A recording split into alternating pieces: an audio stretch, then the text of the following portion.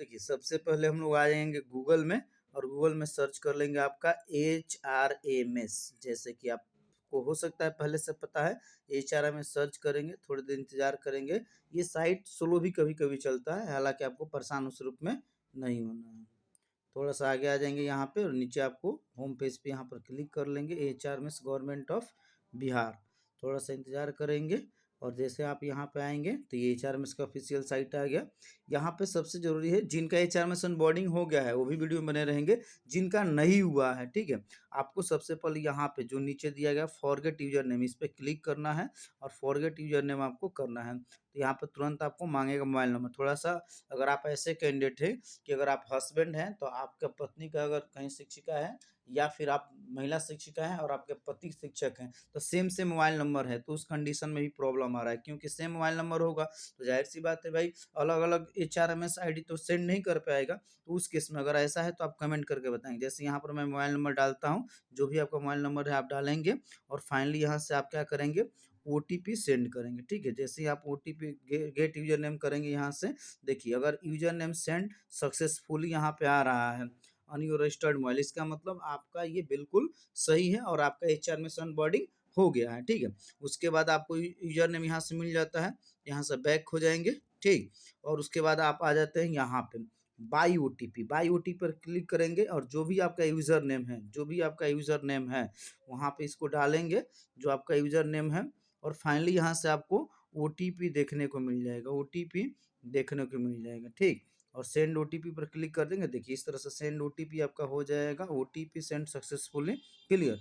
और इसके बाद यहाँ पे आप डाल देंगे और डालने के बाद फाइनली आपको फिर से आपको न्यू पासवर्ड क्रिएट करने के लिए कहेगा, तो न्यू पासवर्ड क्रिएट करेंगे उस रूप में आप, ठीक ना? जब आप पासवर्ड क्रिएट कर लेंगे तो फाइनली आप लॉगिन कर लेंगे और लॉगिन करने के बाद आप अपना डिटेल्स देख सकते हैं। तो ये है उन लोगों के लिए भाई जिनका एचआरएमएस ऑनबोर्डिंग हो गया है। लेकिन आपका काम यहीं तक नहीं है, एचआरएमएस ऑनबोर्डिंग होने के बाद अब आपका जो सर्विस बुक है उसका अपडेट होगा, मतलब सर्विस बुक जो आप लिख कर देते हैं, जमा करते हैं, वह एचआरएमएस में फिक्सेशन होगा, उसी के साथ आपका पेमेंट बढ़ेगा। देखिए अभी तो मूल वेतन आपका 25,000 रुपये, 28,000 रुपये, 31,000, 32,000 रुपये मिल रहा है, लेकिन वो फिक्सेशन नहीं हुआ है। तो अब आपका जिन लोग का एचआरएमएस ऑनबोर्डिंग हो गया है वो अपना सर्विस बुक और बाकी उसके साथ जो भी योगदान पत्र है, नियुक्ति पत्र है, सारा डॉक्यूमेंट्स देकर और फिक्सेशन कराना होगा, वो बीआरसी में आपका जमा होगा, फाइनली स्थापना में जाएगा और एचआरएमएस पे आपका फिक्सेशन होगा। अब बात है कि बहुत से ऐसे शिक्षक हैं जिनका एचआरएमएस ऑनबोर्डिंग नहीं हुआ है, तो आइए आपको बताते हैं आपको अब क्या करना है इस रूप में। देखिए इस तरह का आपका जिला वाइज पीडीएफ निकल रहा है कि counselling done but not technical joining, या लिस्ट निकल रहा है जिसमें आपका एप्लीकेशन नंबर, कैंडिडेट का नाम, फादर नेम और पोस्टेड ब्लॉक और पोस्टेड स्कूल का नाम दिया जा रहा है, जिसमें आपके ये प्रत्येक जिला से निकल रहा है कि इसमें वैसे टीचर का नाम आ रहा है जिनका काउंसलिंग तो हो गया था और टेक्निकल ज्वाइनिंग नहीं हुई थी। अगर आपका इस लिस्ट में नाम है, आपके जो जिले से पीडीएफ निकला है, तो उस रूप में आपका एचआरएमएस ऑनबोर्डिंग नहीं होगा, क्योंकि आपका जब तक टेक्निकल ज्वाइनिंग नहीं होगा, मतलब सॉफ्टवेयर से, तो टेक आपका एचआरएमएस ऑनबोर्डिंग नहीं होती। इस लिस्ट में अगर नाम है तो आप लोग अपना जरूर देख लीजिएगा। अब बात है कि अगर आपका लिस्ट में नाम नहीं है, मोबाइल नंबर का ही प्रॉब्लम नहीं, अगर सेम मोबाइल नंबर एक ही मोबाइल नंबर से पति पत्नी का है, तो उस केस में भी प्रॉब्लम हो रहा है, उसके लिए तो आपका दिक्कत होगा, उसमें मोबाइल नंबर आपको चेंजिंग कराना होगा, तब जाकर ये हो पाएगा, ठीक है?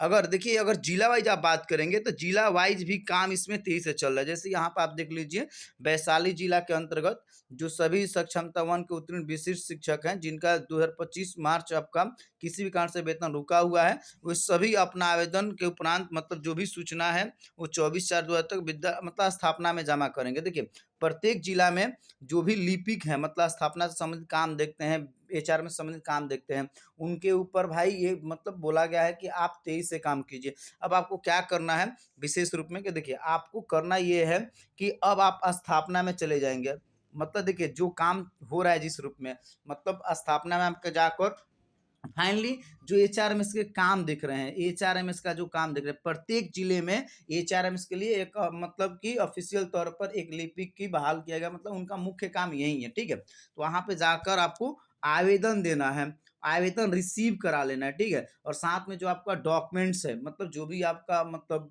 डॉक्यूमेंट्स है, अगर सपोर्टिंग डॉक्यूमेंट्स उसको देना है, लेकिन एक आवेदन देना है, उसमें आपका एप्लीकेशन नंबर सक्षमता का हो जाना चाहिए और प्रान नंबर होना चाहिए और मोबाइल नंबर बाकी होना चाहिए। मतलब कि आपका 24 घंटा के अंदर अगर स्थापना में आप लेटर देकर रिसीव कराते हैं तो ये काम आपको कर लेना है इस रूप में। अब प्रत्येक जिले में ये कार्रवाई चल रही है इस रूप में। देखिए विभाग ने भी जो लेटर निकाला है उसके अनुसार उसमें स्पष्ट तौर पर ये कहा गया है कि मतलब पूरे बिहार में मुश्किल से अब 7 से 8% ही शिक्षक रह गए हैं जिनका एचआर में ऑनबोर्डिंग नहीं हुआ है। तो इसमें दो प्रॉब्लम वाले हैं, एक जिनका टेक्निकल ज्वाइनिंग नहीं हुआ है। तो भाई अगर अब तक आपका टेक्निकल ज्वाइनिंग नहीं हुआ है तो फिर आपको प्रॉब्लम है। टेक्निकल ज्वाइनिंग होने के बाद एचआर में ऑनबोर्डिंग होगा और मोबाइल नंबर का प्रॉब्लम नहीं। बाकी अगर किसी तरह का ये प्रॉब्लम नहीं है तो प्लीज आप स्थापना में जाइए, वहां पर एप्लीकेशन दीजिए। एप्लीकेशन देने के बाद आपको 1 दिन के अंदर आपका एचआर में ऑनबोर्डिंग हो जाएगा। और बाकी जो विभाग का टोल फ्री नंबर है, जो आप लोग कहते हैं कॉल नहीं लगता, वहां पर भी आप शिकायत दर्ज कर सकते हैं। कॉल लगता है, बार बार प्रयास करना होता है।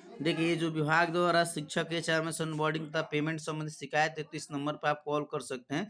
तो आप लोग कहते हैं कॉल नहीं लगता है जी, आप सोचिएगा 2-4 बार में कॉल लग जाए तो नहीं लगता है, लगता है भी तो रिसीव नहीं होता है, परंतु इस पर कॉल लगता है। शिकायत दर्ज होने के बाद आपका काम तेजी से होता है। मतलब ये नहीं है कि 2-4 बार में कॉल लग जाता है, आप इस पर कॉल लगा के भी प्रयास कर सकते हैं। और मुख्य रूप से जब इस पर कॉल लग जाता है तो आपसे 3 ही चीज मांगा जाता है, एक सक्षमता का एप्लीकेशन नंबर और प्रान नंबर, बाकी मोबाइल नंबर। बाकी आपको इधर उधर कुछ नहीं कर सकते, आप एज ए कैंडिडेट कुछ नहीं कर सकते, आपको स्थापना में एक बार जाके मिलना ही होगा। अच्छा हो कि आप डीपीओ साहब से मिल लीजिए, डीपीओ साहब से मिल लीजिए कि भाई मेरा अभी तक एचआर में ऑनबोर्डिंग नहीं हुआ, आप एप्लीकेशन रिसीव करा लीजिए।